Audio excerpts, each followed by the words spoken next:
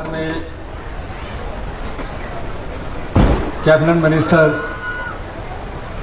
जगत सिंह नेगी जी, जिला कांग्रेस कमेटी के अध्यक्ष उमेश नेगी जी, जिला परिषद जिला महिला कांग्रेस अध्यक्ष सरोज नेगी जी, श्रीमती ललिता महासचिव महिला कांग्रेस, श्रीमती प्रिया नेगी उपाध्यक्ष जिला परिषद किन्नौर, श्री विक्रम नेगी निदेशक राज्य सहकारी बैंक, श्री सूर्या बोरिस प्रवक्ता हिमाचल प्रदेश कांग्रेस, श्री सत्यजीत नेगी जी, श्री निर्मल चंद महासचिव, सभी महिला मंडल किन्नौर के पदाधिकारी, कांग्रेस पार्टी के पदाधिकारी, सभी सम्मानित किन्नौर की प्रबुद्ध जनता, सभी सम्मानित कलाकार महोदय, आज किन्नौर का समापन समारोह है और मुझे मुख्यमंत्री के तौर पर पहली बार इस किन्नौर के समापन समारोह में आने का मौका मिला।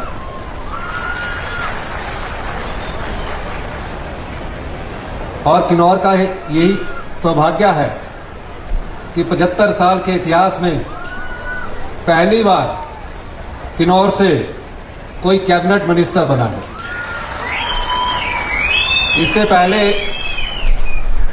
हमारे यहां से स्पीकर रहे, चीफ विप रहे, डिप्टी मिनिस्टर रहे, लेकिन किन्नौर से कभी भी कोई कैबिनेट मिनिस्टर नहीं रहा। और जगत सिंह नेगी जी को यह सौभाग्य प्राप्त हुआ है कि वो आज कैबिनेट मिनिस्टर के रूप में आपका सहयोग और आपका आशीर्वाद प्राप्त कर रहे हैं। न केवल वो कैबिनेट मिनिस्टर है, हमारी सरकार की एक मजबूत कड़ी भी है।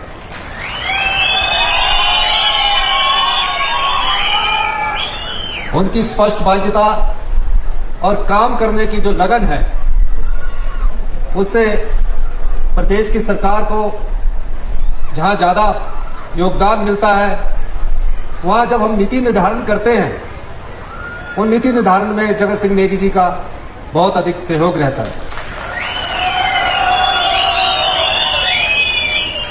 और मेरे सबसे विश्वास पात्रों में से एक है, इसलिए मैक्सिमम कमेटियों पर ये लोग बने रहते हैं।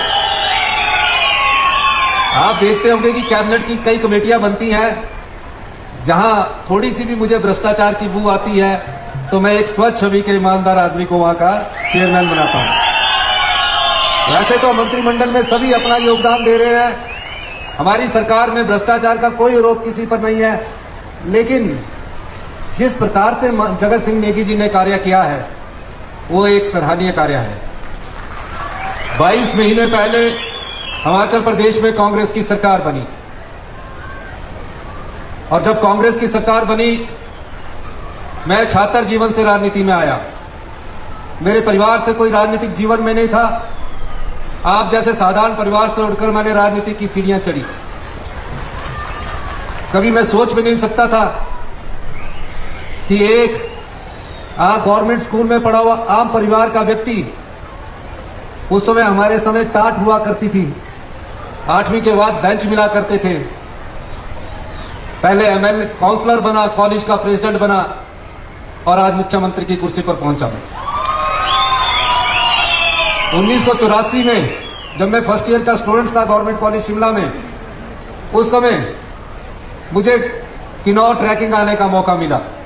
पूरी किन्नौर को मैंने पैदल ट्रैक किया है। टापरी से निचार, निचार से करचम वाला पहले रूट पकड़ा, फिर सांगला, सांगला से रक्षम, रक्षम से चितकुल, फिर वापिस शॉन्ग टॉन्ग के रेस्ट हाउस में आए, रिकांग, पियो, कल्पा, फिर इस तरफ से उस समय डबलिंग में चौकी हुआ करती थी। हम गवर्नमेंट कॉलेज शिमला के 20-22 छात्र युवा जीवन में यहाँ आए, और किन्नौर के 5 लोग हमारे साथ थे। उसमें से कुछ लोग चले गए इस दुनिया से, लेकिन किन्नौर की यादें उस समय से मेरे दिल और दिमाग में हमेशा छाई रहती है। इसलिए किन्नौर से हमारे काफी पूर्वज यहाँ हैं, यहाँ उनकी अपनी दुकानें, अब तो उन्होंने शादियां यहाँ कर ली।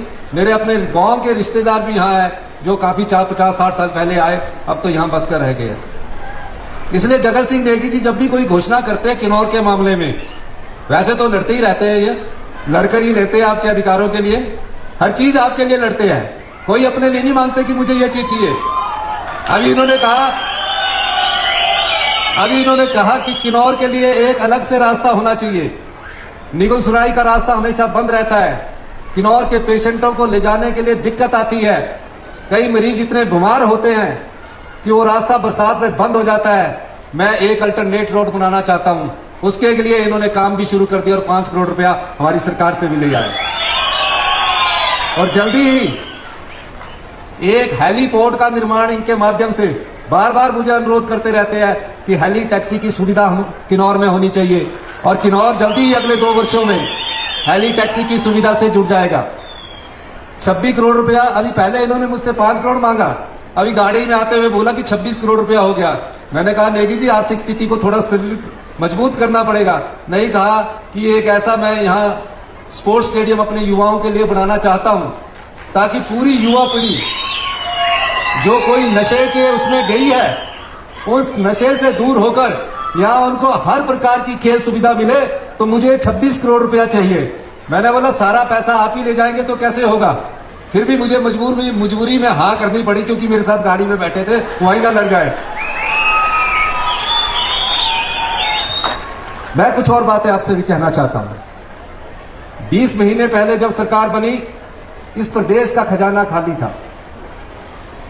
मैं जब मुख्यमंत्री बना, हमारे मंत्रिमंडल के सहयोगियों से बात हुई तो प्रदेश चलाने के लिए 1 महीने का पैसा ही बचा हुआ था।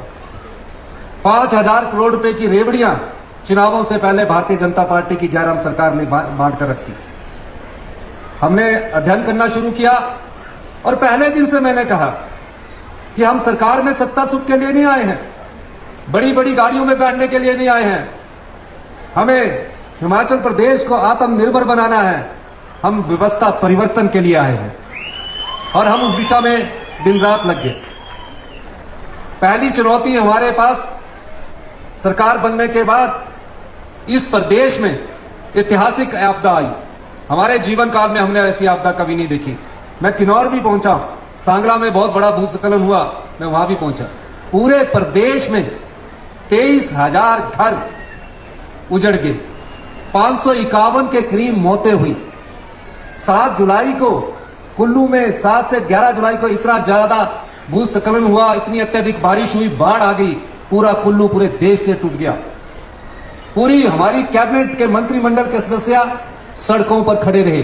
मैं खुद रात के 2-2 बजे तक उन 75,000 पर्यटकों को निकालने के लिए सड़कों पर खड़ा रहा। कई परिवार बच्चों वाले थे, छोटे छोटे बच्चे गोद में लिए हुए, भूखे प्यासे, बिजली थी नहीं।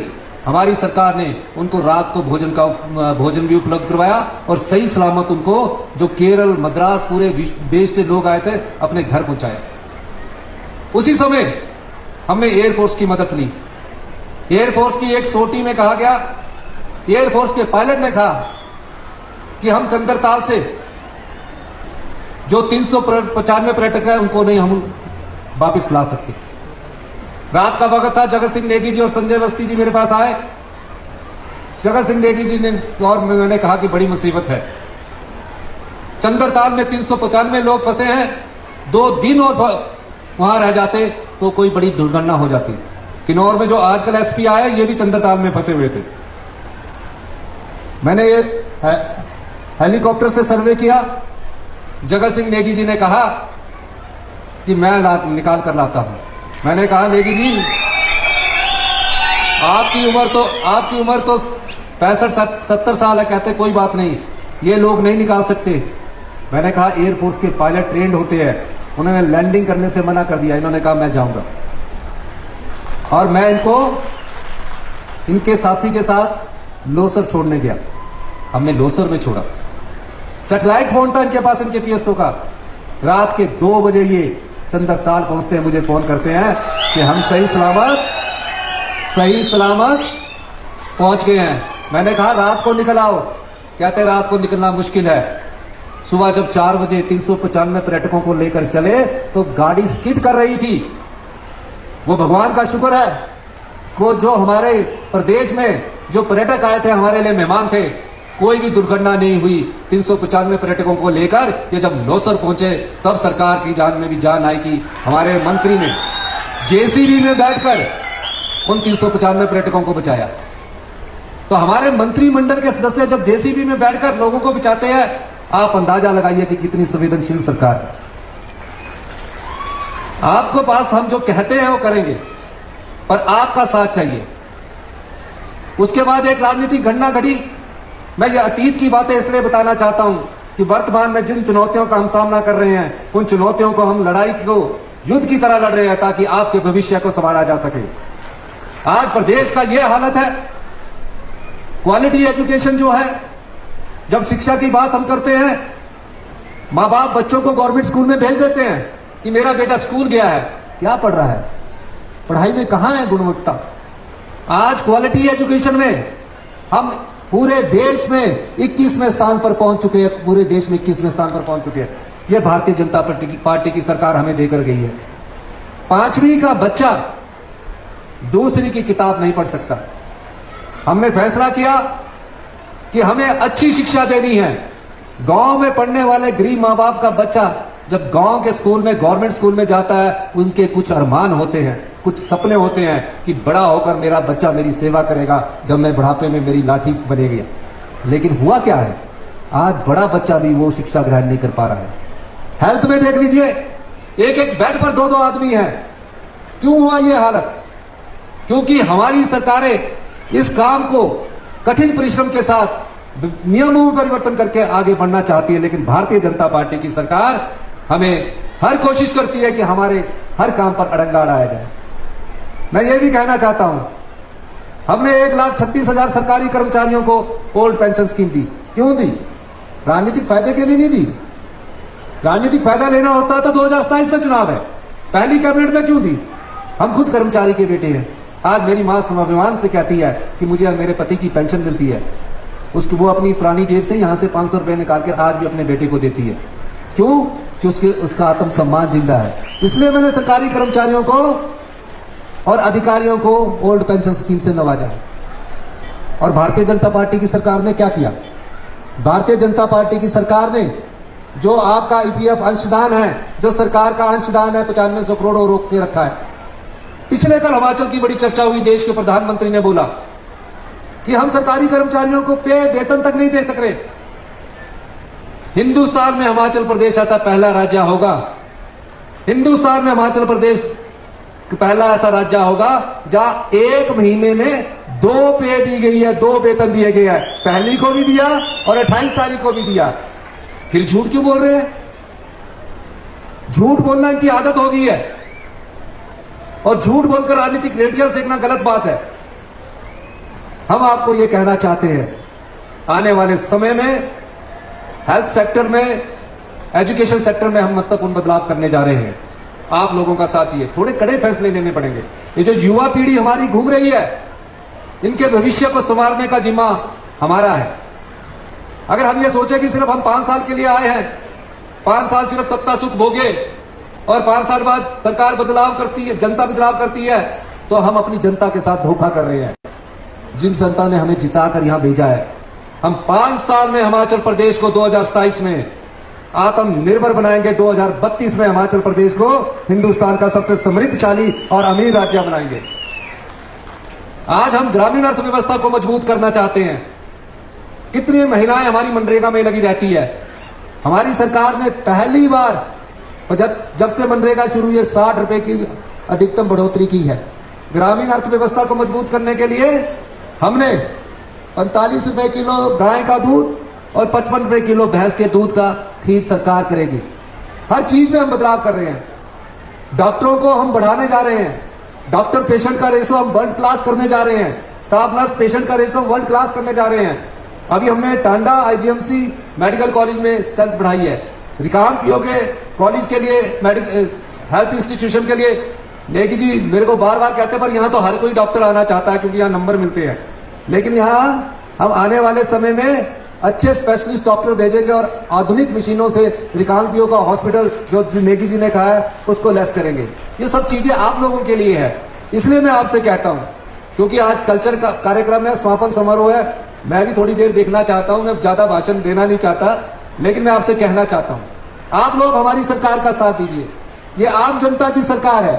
ये आप लोगों की सरकार है, जहां महिलाओं को सम्मान मिलेगा, युवाओं को रोजगार मिलेगा, किसान को उसके उचित मूल्य का दाम मिलेगा। यूनिवर्सल कार्टन लागू नेगी जी ने किया, आज यूनिवर्सल कार्टन से कितने किसानों को फायदा हो रहा है। ये सब चीजें आप लोगों के लिए है। इसीलिए हमने कहा है हम सत्ता में सत्ता सुख के लिए नहीं आए हैं, हम व्यवस्था परिवर्तन के लिए आए हैं। तो व्यवस्था परिवर्तन के द्वारा हम आत्मनिर्भर बनना चाहते हैं। मैंने ये भाषण इसलिए नहीं पढ़ा क्योंकि काफी लंबा था, इसलिए मैंने जो अपना अनुभव था उसको आपके साथ शेयर किया। इन्हीं शब्दों के साथ मैं एक बार फिर से किन्नौर की सभी जनता का धन्यवाद करता हूं। और युवा पीढ़ी काफी देर से नाचने का पीछे इंतजार कर रही होगी, आपके बीच ज्यादा देर ना रहता हुआ जो आप हमारे किन्नौर के गायक है उनसे मिलने, उनकी आवाज सुनने के लिए हम भी उनका इंतजार कर रहे हैं। हम आपके बीच में ज्यादा देर ना रहते, आप सबका धन्यवाद।